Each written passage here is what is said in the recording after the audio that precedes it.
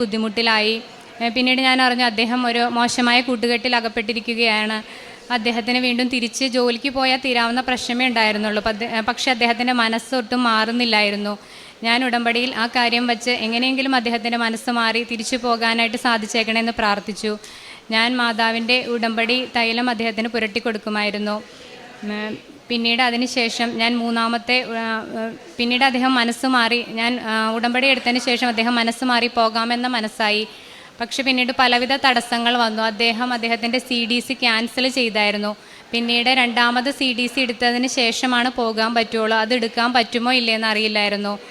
പിന്നീട് നമ്മൾ അറിഞ്ഞു പുതിയ പാസ്പോർട്ട് എടുത്താൽ വീണ്ടും CDC എടുക്കാൻ പറ്റും. അതിനുശേഷം പുതിയ പാസ്പോർട്ട് എടുത്ത് CDC എടുത്തു. പിന്നീട് പലവിധ കമ്പനികളിൽ അദ്ദേഹത്തിൻ്റെ ഒരു ഫ്രണ്ട് മുഖേന പലവിധ കമ്പനികളിൽ അദ്ദേഹത്തിൻ്റെ CV നമ്മൾ അയച്ചു. പക്ഷേ അദ്ദേഹത്തിൻ്റെ CDC പുതിയതായതുകൊണ്ടും അദ്ദേഹത്തിൻ്റെ ഏജ് കൂടി വരുന്നതുകൊണ്ടും അദ്ദേഹത്തിന് പല കമ്പനികളിൽ നിന്നും അദ്ദേഹത്തിൻ്റെ CV റിജക്റ്റ് ആയായിരുന്നു. പിന്നീട് നമ്മൾ വീണ്ടും മാനസികമായിട്ട് ബുദ്ധിമുട്ടിലായി. വീണ്ടും ഞാൻ മൂന്നാമത് ഉടമ്പടി എടുത്ത് പുതുക്കിയതിന് ശേഷം 1 മാസത്തിന് ശേഷം അദ്ദേഹത്തിൻ്റെ പ്രശ്നങ്ങളെല്ലാം തീർന്ന് ഇപ്പോൾ അദ്ദേഹം ഖത്തറിൽ നല്ലൊരു ഷിപ്പിംഗ് കമ്പനിയിൽ ജോലി കിട്ടി വിദേശത്തേക്ക് പോകാനായിട്ട് അവസരം ലഭിച്ചു.